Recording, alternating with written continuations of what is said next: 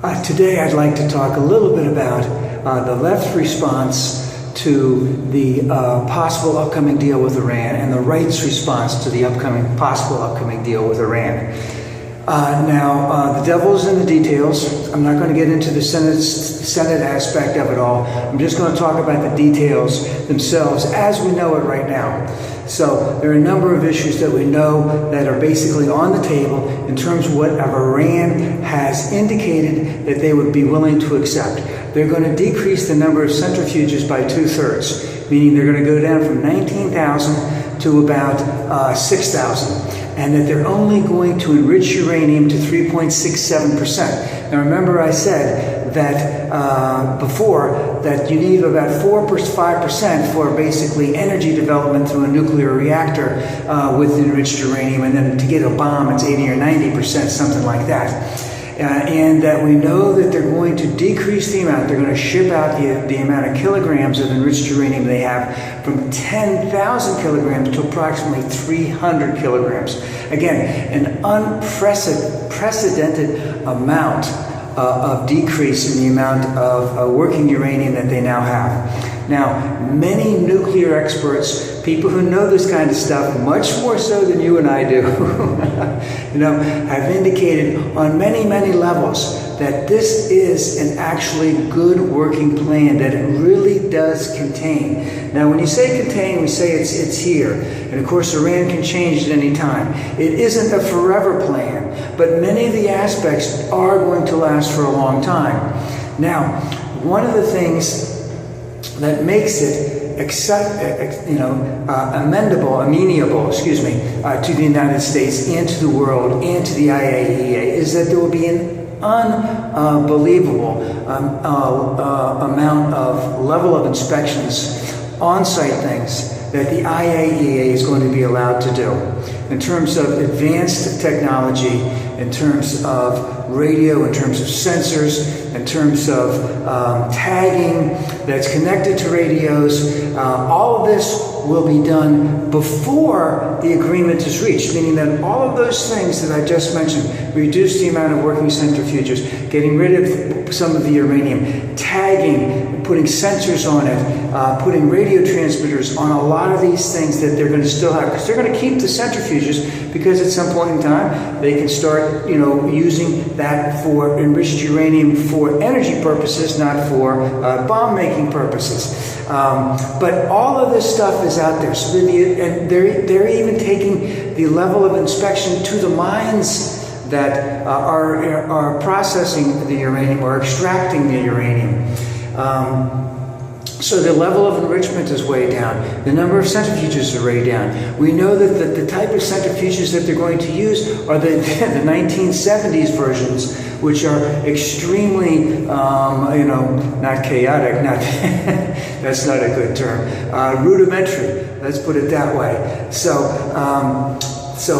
this is what we know about the deal now. The devil's in the details. A lot can go on. Of course, we can't trust Iran. That's why we have all this stuff in place. And remember something else, that the United States had the Secretary of Energy, a true propeller head, because he's a PhD in atomic energy or astrophysics or whatever, and they had a counterpart from Iran doing the same thing. So these people really know what is going on and what it's all about. Now remember, the United States put out this pretty detailed plan. Iran did not necessarily put out this plan, but the whole world can see it. And the Iranian people can see it.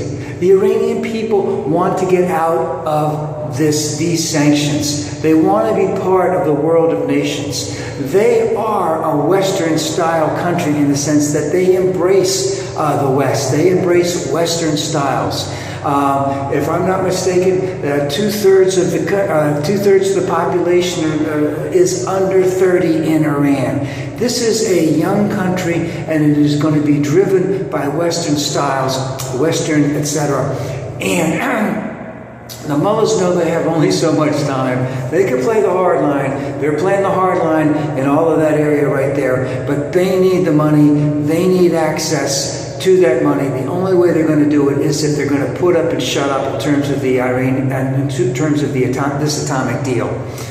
And again, we'll see what happens as we get close to that June 30th timeline, and as it possibly get close to the time frame where things start coming out of Iran, things start getting sealed, things start getting, sensors are attached, inspectors are in the areas, in all of the areas, and are allowed to go to any area to inspect anything. We will see what happens. Again, well, that may take some time. But what I'm seeing on the right, with my friends on the right, my sisters and brothers, you know, who have an opportunity to join with the president, to be part of the historic thing. Because, you know, when you make peace with your enemies, you have to start out with one thing. You can't start out with everything. That never happens, you know. And but what I'm seeing on the right is just an avalanche of negativity towards this deal, a complete avalanche. And the one scenario that I hear the most is that's the equivalent of Munich. Is that what it was? Munich with Neville Chamberlin.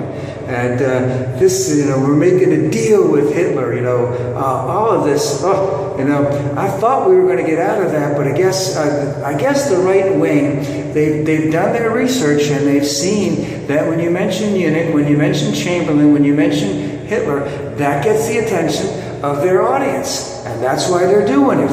But have they had any astrophysicists or they had any nuclear experts talk about the deal? No, they haven't. They've just cut it down, and then they've taken it to another perspective. Is that, again, you know, when you make a deal, you make a deal. All right, we can't expect to see our friends on the opposite side say, no deal unless there's regime change in Iran. That ain't going to happen. Okay, that's not going to happen. So you got to make a deal. You got to make some deal. There's not going to be a regime change. But our friends on the Republicans are saying it's got to be a regime change. They got to stop funding Hezbollah. They got to stop funding Hamas. They got to stop helping out Assad in Syria. They got to stop helping out the Hutus in Yemen. They got to stop influencing what's going on in Iraq. You know, hey, that's not going to happen. We got to make one deal first. We got to make one deal first. We got to make it. We got to make it work. We got to make it work for a long time.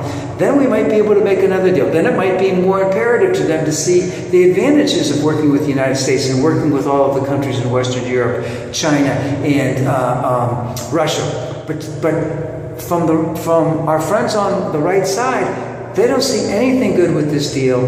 They want to use any extent to exploit it. You know, Benjamin Netanyahu didn't go to Germany and talk about it. He didn't go to France. He didn't go to England, Russia, or China to cut out the deal.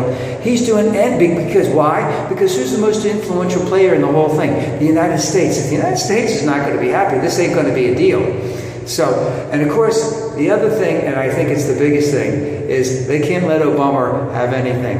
And if that means they're willing to walk away from a deal, and remember, their concept is, if we don't get everything, we don't want nothing. You know, it's like a 2-year-old brat. They can't get everything, they want nothing.